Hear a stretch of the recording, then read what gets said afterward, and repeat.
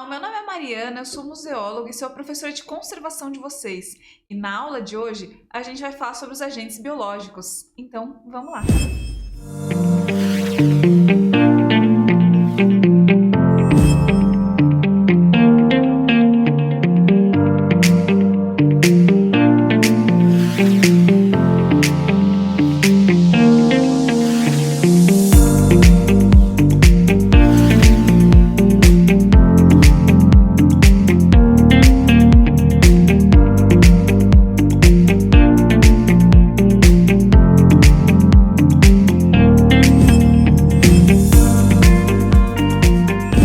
E é isso mesmo, a gente vai falar sobre mais um conjunto de agentes que agridem o nosso acervo e que podem acelerar o processo natural de degradação deles, os agentes biológicos. Nas aulas passadas, então, a gente já falou sobre os agentes químicos, ou seja, a poeira, a poluição, os gases tóxicos, os elementos químicos e até mesmo os produtos de limpeza. A gente falou também sobre os agentes mecânicos, que é basicamente a ação do homem, intencional ou não intencional, sobre o acervo de forma a prejudicá-lo. E agora a gente vai falar sobre os agentes biológicos. E o que são esses agentes?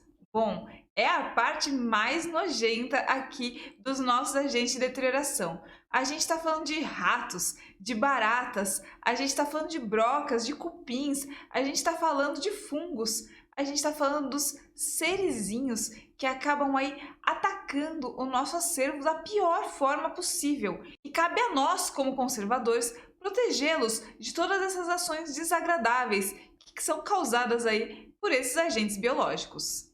E por que esses agentes biológicos, né, esses roedores, esses insetos, esses fungos, acabam de uma forma ou de outra atacando o nosso acervo? Bom, isso tem tudo a ver com o local onde eles estão armazenados e com as condições ambientais desses espaços. A gente já falou bastante sobre a importância da gente ter um controle de clima e de iluminação adequado, a gente já falou da questão da umidade relativa e na aula que vem a gente vai entrar em detalhes sobre isso. Mas a gente falou bastante sobre a importância da gente ter um ambiente controlado onde o nosso acervo esteja inserido. E se a gente tem um ambiente que não está tão controlado assim, esses agentes, né, esses serizinhos, acabam gostando bastante, se aproveitando e fazendo a casa deles bem próxima das nossas peças. E a gente com certeza não quer isso e faz de tudo para evitar esse tipo de ação. Então, a gente já falou várias vezes também que a gente quer que o nosso acervo fique confortável, mas dependendo das condições climáticas do nosso espaço de acondicionamento, quem fica confortável mesmo são esses agentes biológicos, né? Esses insetos, esses roedores. Eles gostam basicamente das mesmas coisas. Um espaço quentinho, úmido, com pouca circulação de ar e, claro, bastante confortável para eles, de preferência com algumas frestinhas onde eles possam entrar e sair. E a falta de higiene também ajuda bastante nesse contato, né? Nesse espaço de criação para eles. Então, vamos sempre ficar atentos ao local onde a gente está deixando os nossos acervos, porque quanto mais anti-higiênico, mais quentinho, mais úmido, mais fácil da gente ter o ataque aí dessas criaturinhas nem um pouco legais. Então eu falei para vocês que os fungos são aí alguns dos nossos agentes biológicos. Vocês sabiam que tem mais de 100.000 espécies de fungos documentadas? Eles atuam sob diferentes ambientes, sob diferentes materiais. E quando a gente pensa em acervos, a gente sabe que eles gostam principalmente de alguns. Aqueles nossos documentos, as nossas fotografias, os acervos têxteis, eles gostam de material orgânico. É muito comum a gente encontrar documentos, livros que estejam com fungo, né? Ou como o pessoal diz por aí, fungados. E esses fungos são extremamente prejudiciais para o nosso acervo. Eles acabam muitas vezes degradando o material, acelerando o envelhecimento e dificultando a leitura dele. Vocês lembram que a gente falou várias vezes que a conservação serve para a gente conseguir compreender o material, para a gente conseguir fazer uma leitura dele, a gente compreender todas as informações que eles passam para a gente? Quando a gente tem um acervo que está coberto por fungos, muitas vezes a gente acaba perdendo essas informações, tanto as que já estão neles, quanto aquelas que a gente poderia encontrar através de pesquisa. Se a gente tem um livro que está repleto de fungos, a gente provavelmente não vai conseguir entender o que está escrito nesse livro de forma adequada. Se é um documento, pior ainda. Se é uma fotografia, para a gente fazer a retirada desses fungos é um longo processo.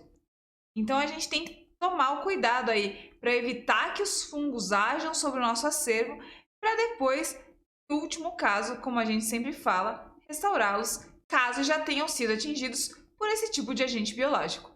E como que a gente trata o espaço para que ele não tenha fungos e para que a gente consiga proteger o nosso acervo desses danos tão graves que muitas vezes acabam acontecendo devido à ação dos fungos? Bom, a primeira coisa que a gente tem que fazer é controlar a umidade dele.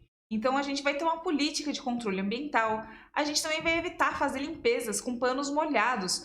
Lembra que eu comentei que o ideal é que o pano esteja bem torcido ou que de preferência nem seja utilizado?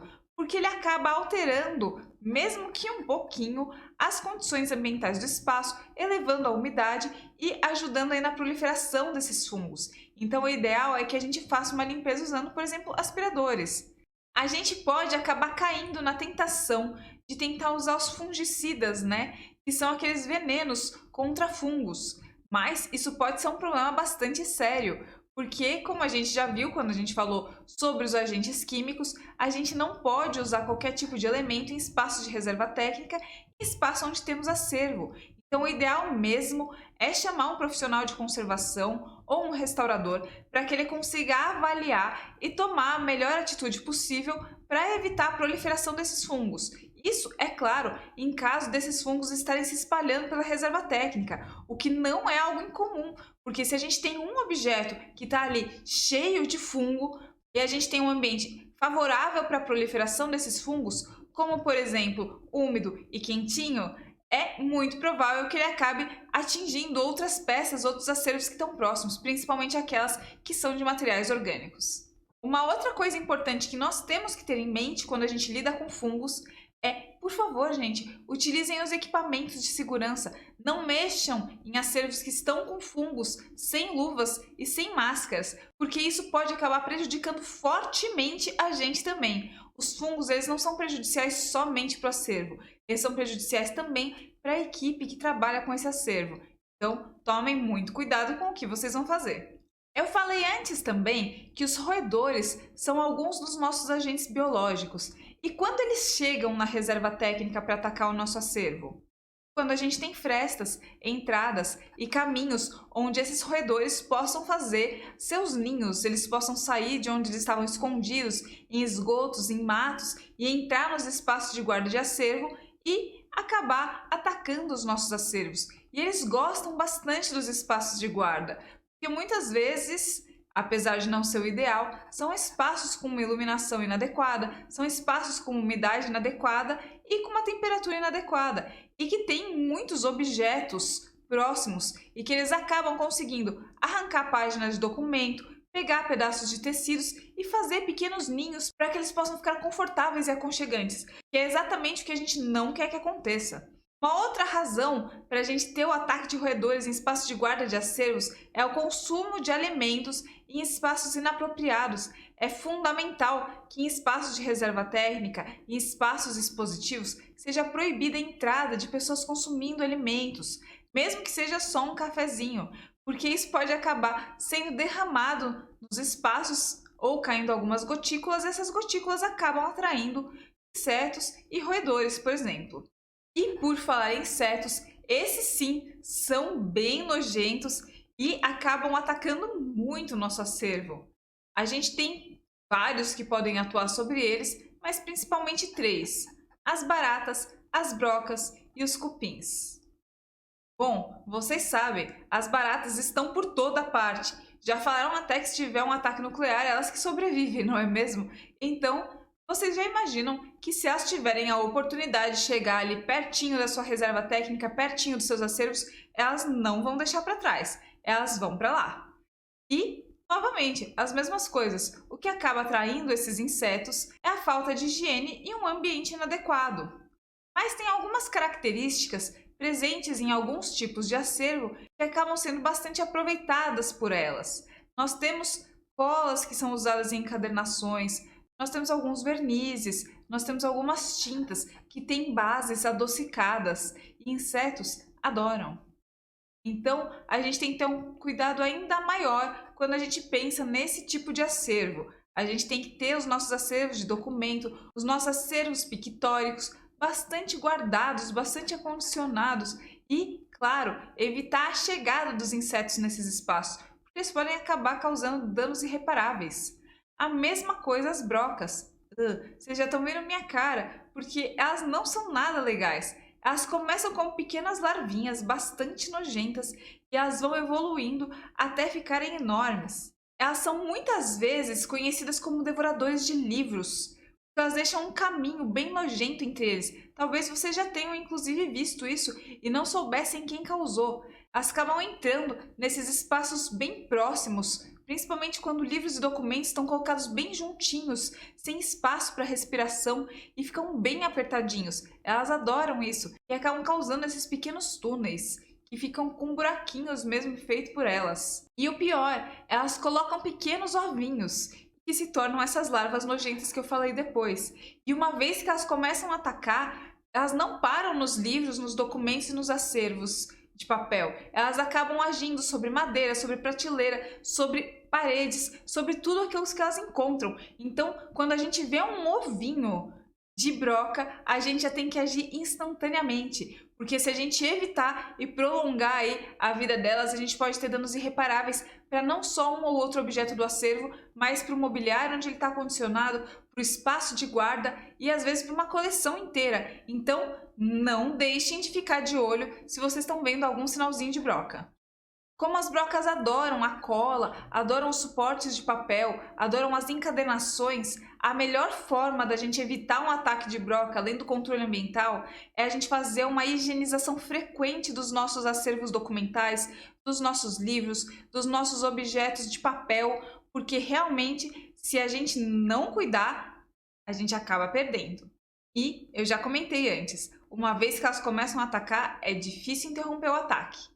E por último, mas não menos importante, nós temos os cupins. Claro, todos nós já vimos o que um cupim faz numa madeira. É impossível você não reconhecer aquele pozinho soltinho que fica no chão. E se vocês encontrarem sinais desse pozinho fino de cupim perto dos acervos, não deixem de deixá-los em quarentena. O que isso significa? Separar esse acervo dos demais. Ver se ele está realmente sofrendo um ataque de cupim e caso ele esteja, haja imediatamente sobre ele. Se a instituição não tiver condições de fazer uma descupinização adequada, é melhor inclusive descartar o acervo do que sofrer o risco de contaminação de cupim em outros acervos. A gente sempre relaciona o cupim à madeira, mas ele gosta também de papel, ele gosta também de tecido, assim como todos os outros agentes biológicos que a gente falou até agora.